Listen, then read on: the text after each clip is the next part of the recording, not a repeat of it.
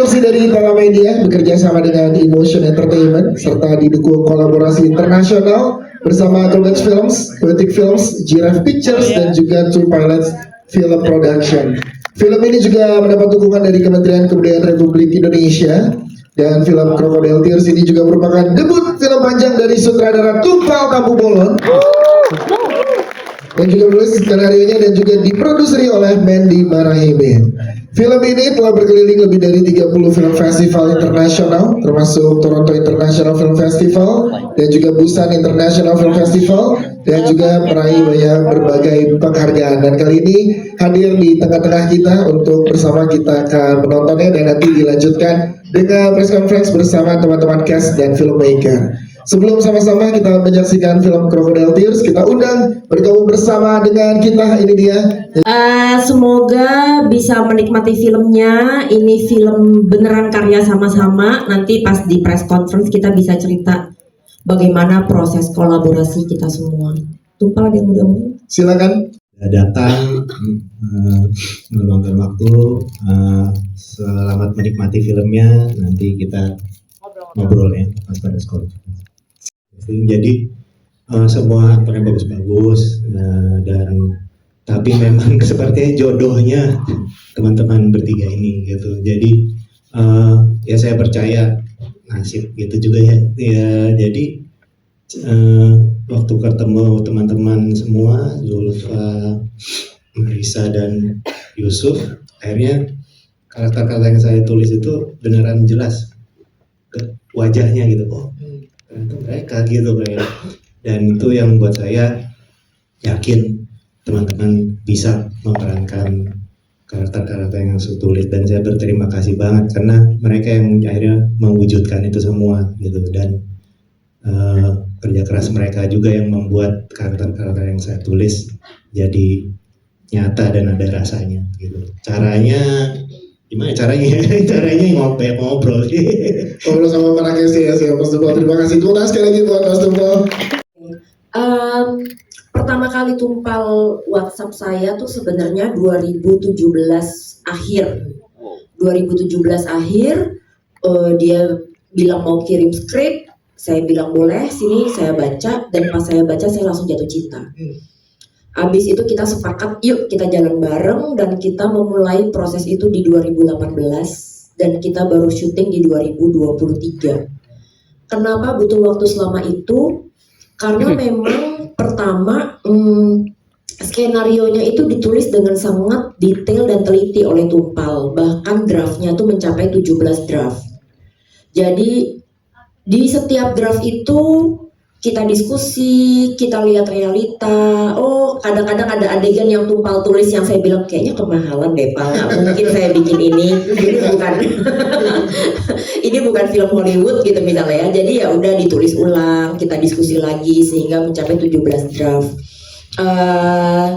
Kemudian proses yang juga cukup lama adalah proses penggalangan dana. Karena waktu itu skenario film ini memang kita lalui di beberapa script lab di internasional, dan melalui script lab itu pelan-pelan dibentuk, walaupun di akhirnya kembali Tumpal yang memutuskan dia maunya seperti apa. Nah, melalui script lab itu kami menemukan co-producer dari beberapa negara yang ingin berpartisipasi di film ini, dan berkat mereka kami berhasil mendapatkan funding dari Prancis, Jerman, dan Singapura. Selain itu, proses yang juga lama adalah proses casting, seperti yang tadi Tumpal bilang. Proses castingnya sendiri tuh hampir 2 tahun.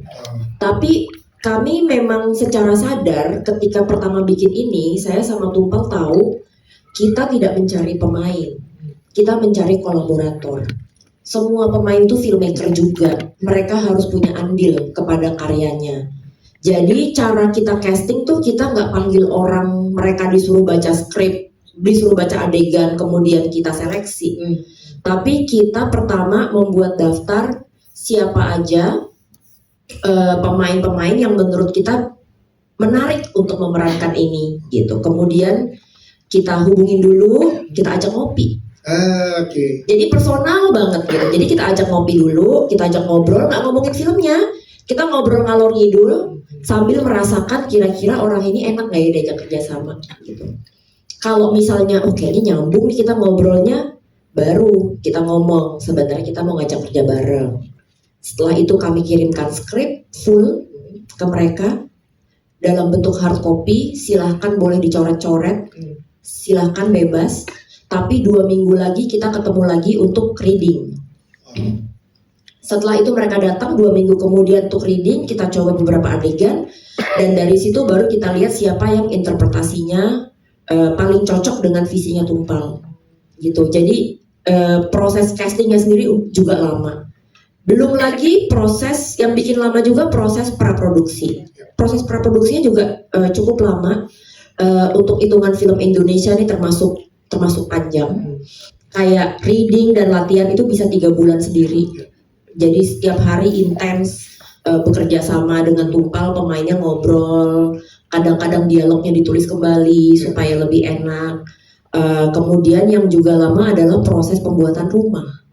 Rumahnya baru dibuat berarti itu? Rumahnya dibuat karena waktu kita cari lokasi, memang detail di skenario Tumpal tuh sangat spesifik mengenai rumah itu.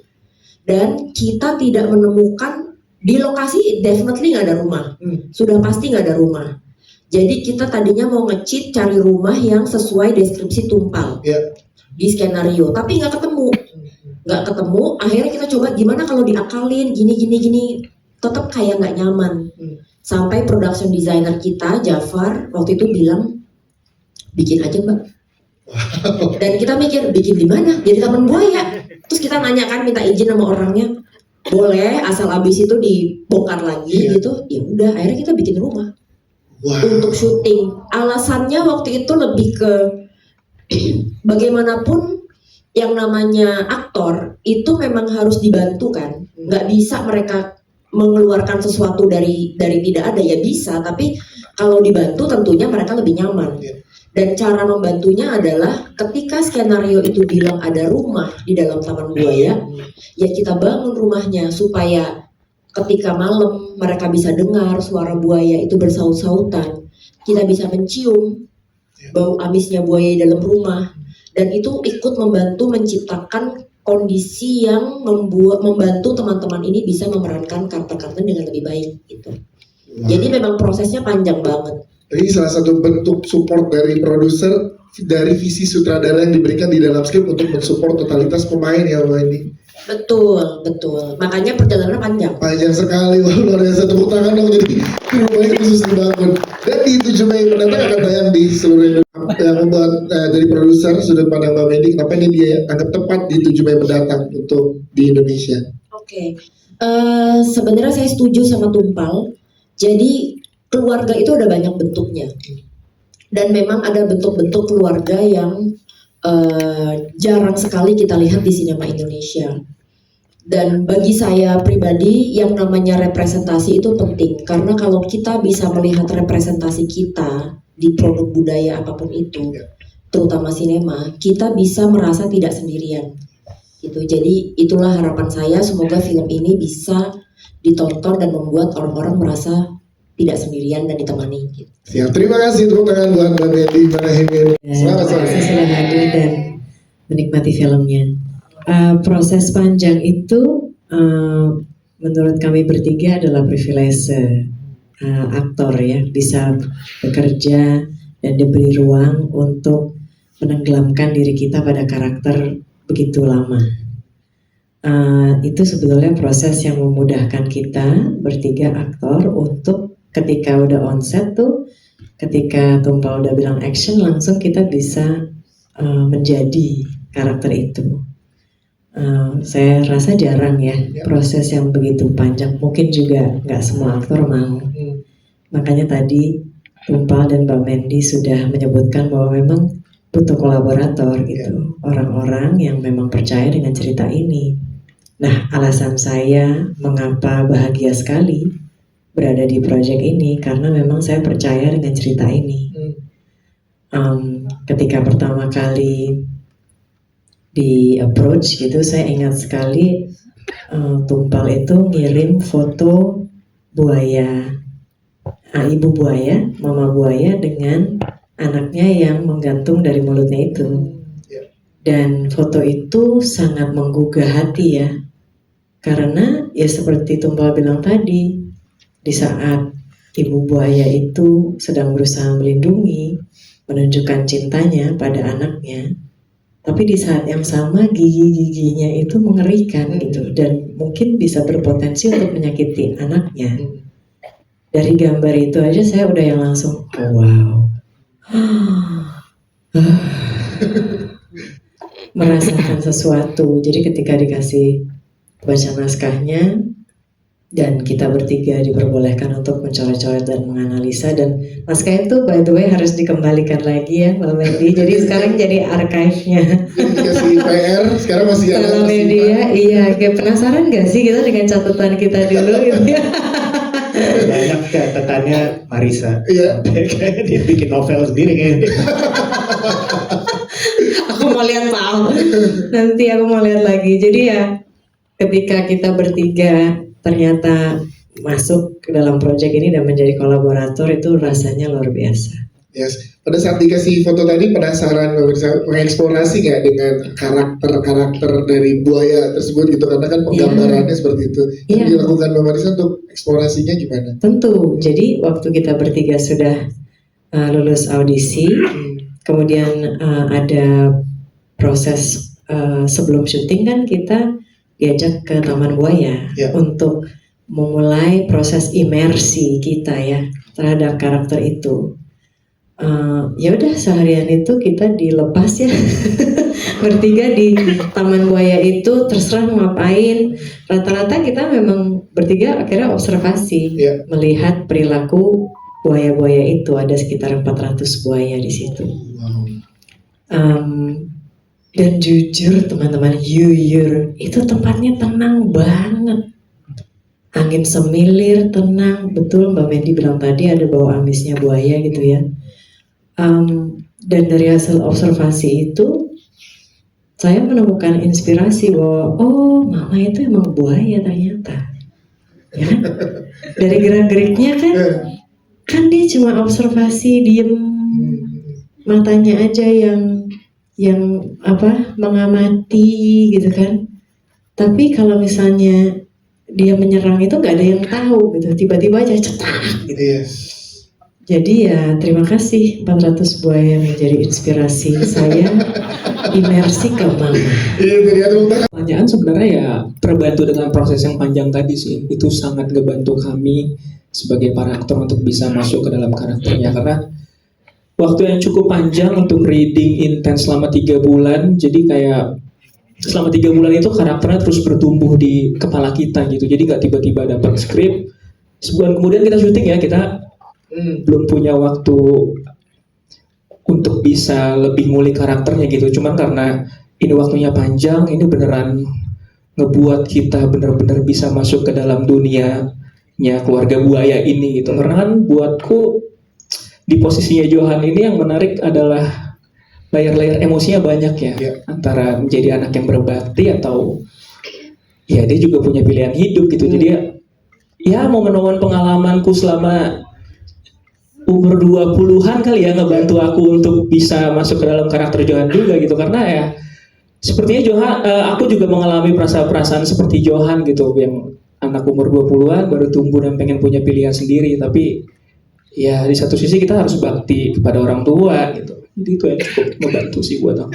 pada saat observasi di Taman Buaya. Sumpah guys, itu kalian harus cobain duduk diam bengong di pinggir kolam ngeliatin buaya. Beneran tenang hati kalian. Gak tau ya apa, cuman aku tapi cobain deh, sumpah tenang banget guys, kayak zen gitu. Karena banyak yang menganggap bahwa buaya kan wah pokoknya udah brutal, urakan, dia tuh kan buaya, ternyata tenang ya pada saat observasi. Iya, dia kalau siang kan diem ya, jadi enak untuk ditonton gitu. Kalau bergerak nggak seru.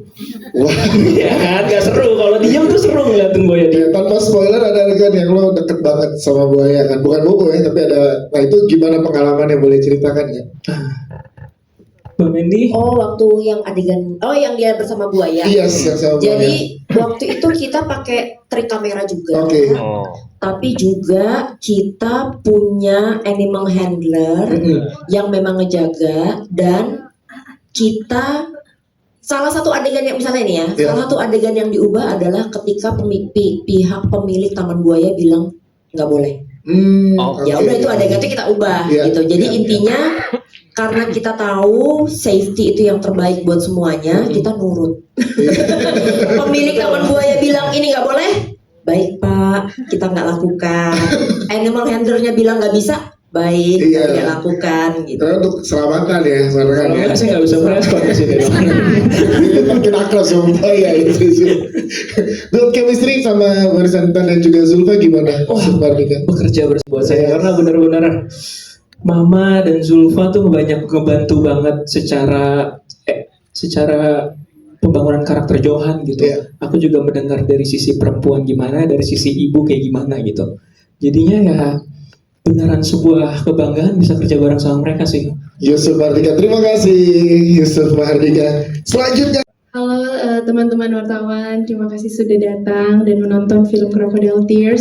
Perasaannya mixed feelings banget. Menurut aku Arumi ini karakter emang membuat dinamika antara Johan dan Mama ini bergejolak gitu. Tapi yang paling penting juga sebenarnya karena Arumi ini mencintai Johan dan juga dia juga seorang ibu gitu. Jadi ketika bertemu sama Mama yang berusaha untuk melindungi Johan, anaknya, Arumi juga berusaha untuk melindungi anaknya gitu. Dan prosesnya ya itu sih sama seperti Ibu Marisa dan Ucup. Menurut kami ini sebuah privilege, punya waktu panjang 3 bulan untuk bisa menggodok karakter masing-masing, dan bersyukur banget aku bisa dapat partner bermain yang menyenangkan seperti Ibu Marisa dan Ucup. Banyak membantu, kita banyak ngobrol, terutama juga sama Mas Tumpal. Mas Tumpal juga sangat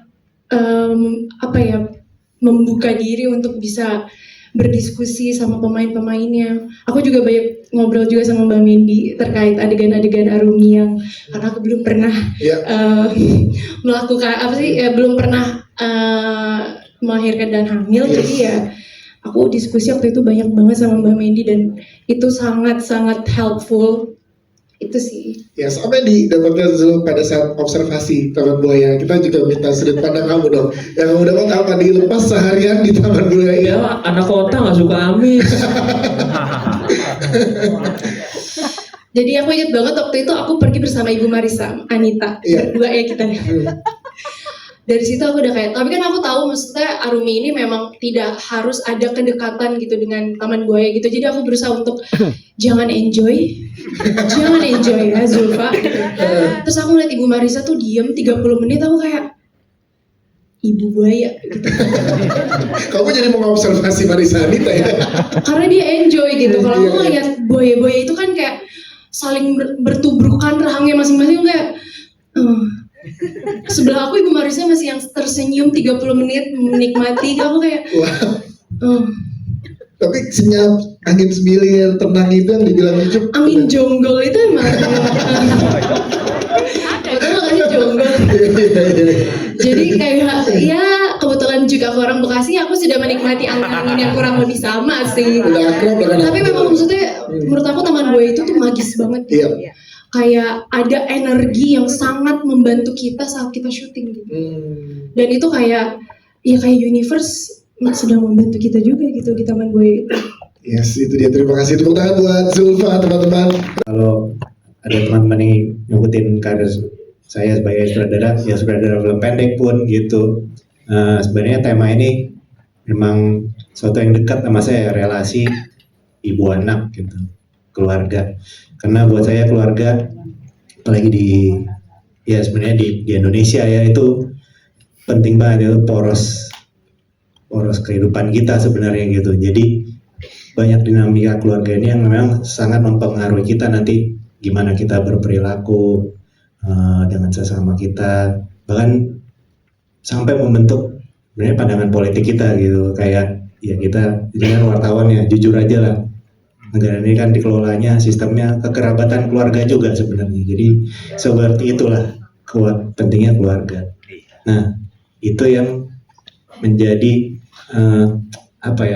muara atau apa ya, sumur yang saya gali terus saya eksplorasi terus hubungan orang tua anak ini. Dan kebetulan